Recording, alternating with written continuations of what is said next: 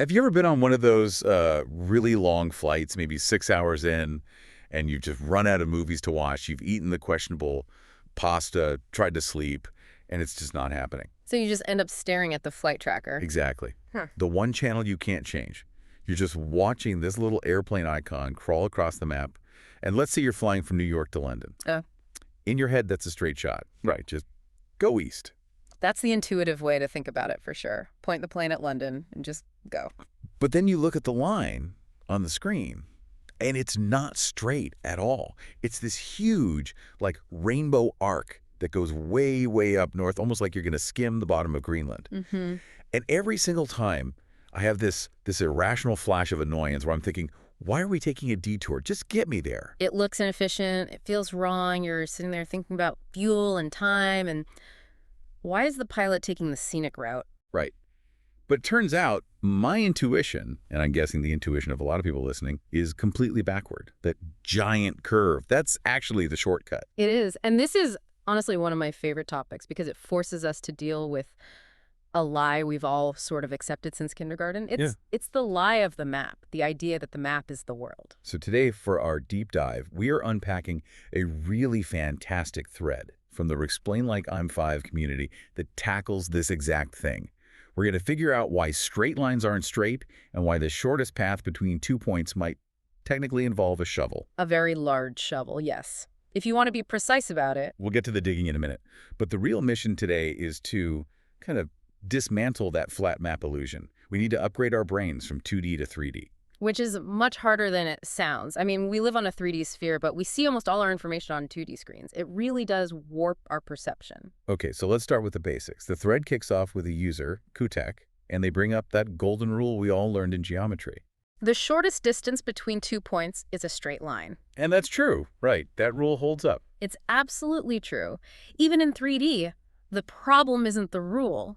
The problem is what Kutek says next.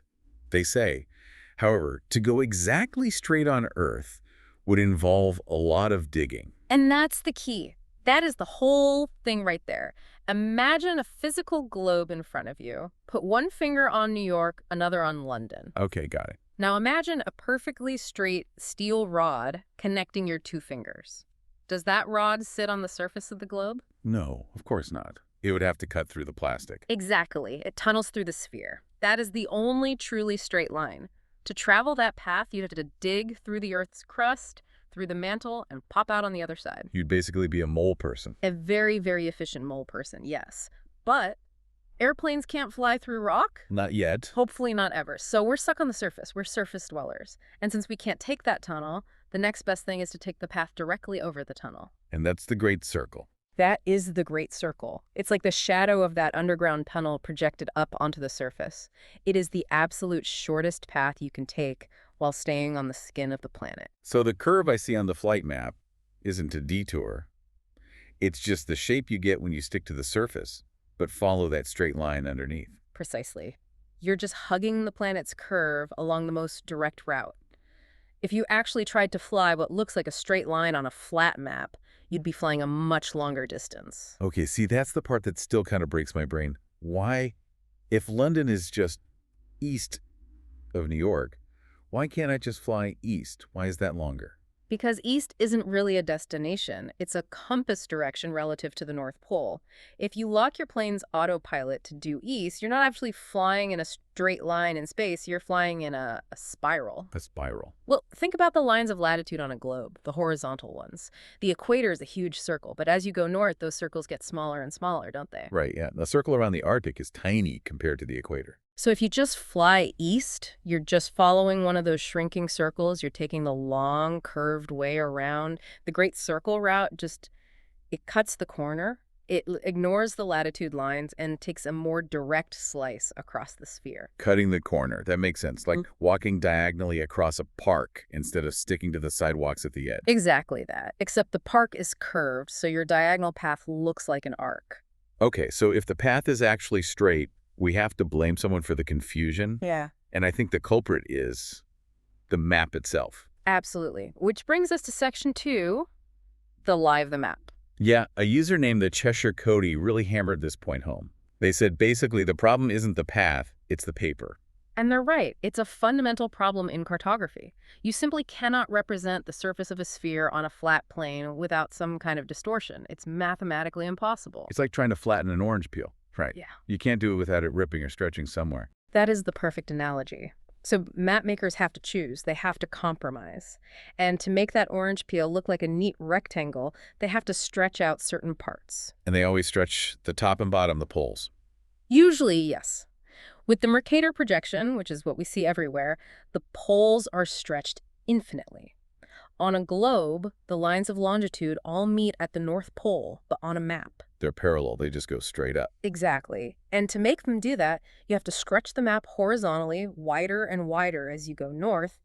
And when you stretch the map, you stretch the flight path right along with it. So that short, efficient Great Circle path gets pulled upward on the map like it's a piece of taffy. It gets warped into that big arc. But if you were an astronaut looking down at the Earth, you'd see the plane flying in a perfectly straight line. The curve is just an artifact of trying to make something round look rectangular. We're letting the grid define reality for us. And the Cheshire Cody made another really great point, distinguishing between a great circle and what they called a compass circle. Right, is that a technical term? In navigation, we'd call it a rhumb line. A rhumb line is a path of constant bearing. So, like we said before, you set your compass to east, and you just don't touch it. That feels like it should be the simplest way to travel. Set it and forget it. It's simple for the navigator, for sure. You just watch the compass. But on a sphere, that rhumb line is almost never the shortest path. It spirals you toward the pole. So wait, to fly the Great Circle, the actual shortest path, I can't just hold one compass heading. No, and this is the wildest part. To fly in a straight line over the Earth, your compass heading has to constantly change. Really? Yes. On that New York to London flight, you might start off heading, say, northeast. But by the time you're approaching the UK, your heading will have shifted to southeast. You're constantly adjusting your angle relative to north just to stay on that physically straight path. That is so backward. To fly straight, you have to keep turning the compass. And to keep the compass straight, you have to fly a curved path. It's all about what you're referencing. The compass references the pole. Your destination is a fixed point on the sphere. They're not the same thing. Okay, for anyone listening who is maybe struggling to picture this, because let's be honest, 3D geometry is not exactly radio-friendly, there was a fantastic experiment in the thread. The string experiment. This is the big aha moment. It's from a deleted user, so it's a bit mysterious, but the method is perfect. Walk us through it. Okay. Get a globe, or even just a basketball, and a piece of string. Got it. Put one end on New York, the other on London. Now, at first, hold the string loose and try to force it to follow that straight east line you see on a flat map. Okay, so I'm holding it along a line of latitude. You'll notice you have to use your finger to pin it down, right? Because it wants to slide. Yeah, it wants to slip. Exactly. Now, take your finger away and just pull the string tight. What happens? It slips upward. It slides north and creates that arc. It creates the arc. Why? Because the tension in the string is physics. It's efficiency. The string will always find the shortest possible path between 2 points. It naturally finds the great circle. The string doesn't lie. It doesn't care about the map grid. It only cares about the geometry of the sphere. And the source mentions a cool follow-up. If you take that tight string and wrap it all the way around the globe, It cuts the Earth perfectly in half. that's why it's a great circle. It's the largest circle you can draw. The equator is a great circle. But say the 45th parallel, that's a small circle. It doesn't slice the Earth in half. So the only way to find the shortest path is to imagine you're slicing the planet in half right through your start and end points. And then you just surf the edge of that slice. I love that. Surfing the edge of the slice Yeah. makes coach class sound way cooler. We take what we can get.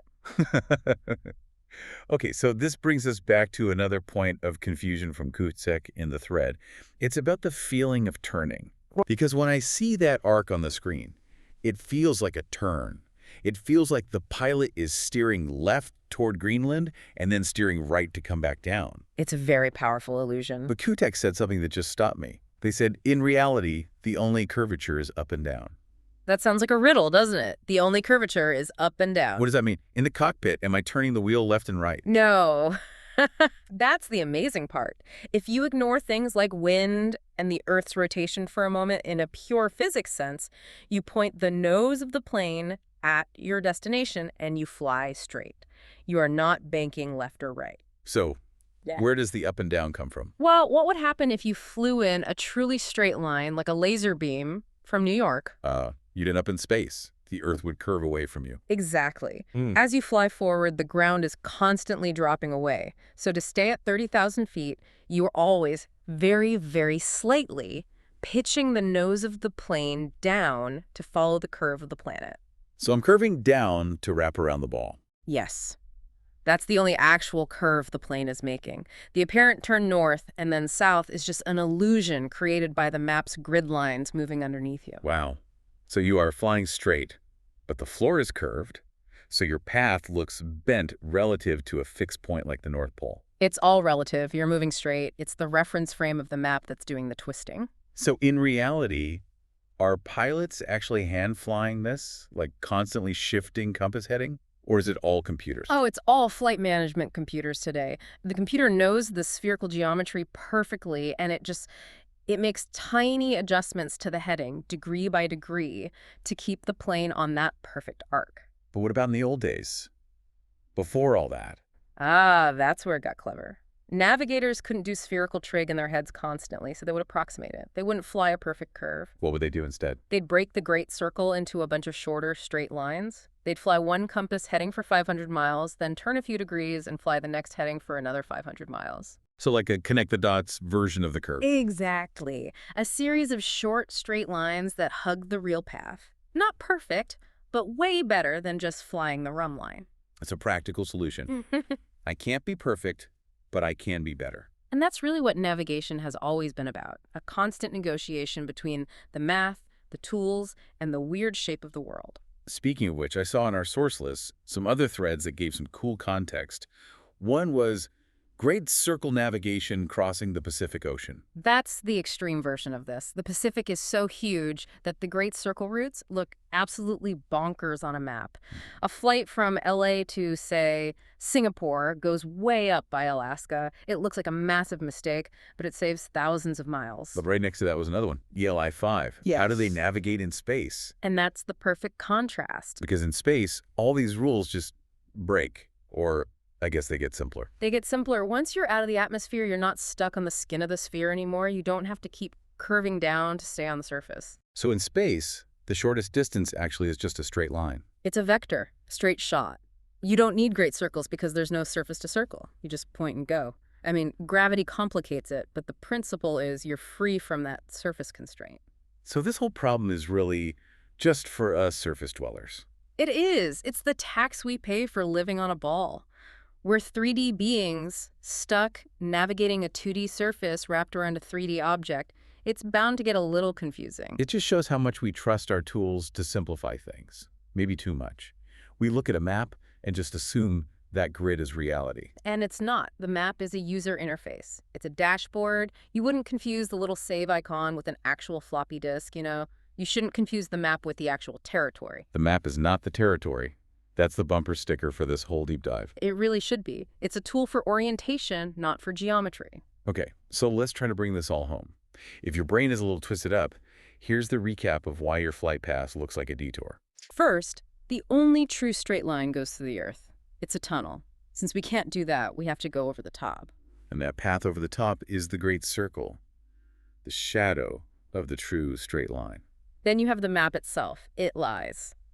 It has to stretch the poles to become a rectangle, and that stretching action pulls that straight path into a big curve on the page. We proved that with the string test. A tight string on a globe doesn't lie. It finds that arc all by itself. And finally, the feeling of turning is an illusion. You're flying straight ahead, but the Earth is curving down underneath you, which makes your path look like it's bending north or south on the grid. It really is going to change how I look at that flight screen. Instead of getting annoyed, I'll just think, we're surfing the geometry. You're saving time by respecting the sphere. So before we wrap up, I want to zoom out for a second. Looking at our source list, there are some pretty eclectic things in there. It's a Reddit rabbit hole. Of course there are. We've got stuff like, why does the UN think the Earth is flat? Which I'm pretty sure is a meme about their logo. But then right next to it, there's heavy physics, time dilation, speed of light. It's quite a mix, yeah. And it sparked the final thought for me. We've just spent all this time talking about how a 2D map completely distorts our understanding of a 3D Earth. We see curves where there are straight lines, all because our brains, or our maps, can't handle the extra dimension properly. Right. We flatten a dimension to make it readable, and in doing so, we create artifacts. We see curves that aren't really there. So here's the final thought for you to chew on. If we shrugger this much to visualize 3D on 2D, what happens when we, as 3D creatures, try to visualize the 4D universe? That's a big one. I mean, Einstein described gravity not as a force pulling things, but as the curvature of 4D spacetime. Exactly. He said mass doesn't pull on an object. It bends the fabric of spacetime, and the object just follows that curve. So, if a straight flight on a 3D Earth looks like a curve on a 2D map, is it possible that some of the biggest complexities in physics, like gravity, are just us seeing a curve because we can't properly perceive the straight line in a higher dimension? That is a fascinating thought. That just as the plane is flying straight along the curve of the Earth, maybe we are all moving straight through space-time, but the massive objects bend the surface we're on. We call it gravity, but maybe it's just the great circle of the cosmos. We think we're standing still, but we're actually just surfing a slice of a dimension we can't see. We are crawling on the surface of something we can't fully comprehend. And I don't think we have a piece of string long enough to test that one. Not yet, anyway. Well, next time you're on a plane, look at that map, imagine the tunnel, and just remember, things aren't always as bent as they look. Or a straight. Touché. Thanks for diving in with us. Anytime. We'll catch you on the next Deep Dive.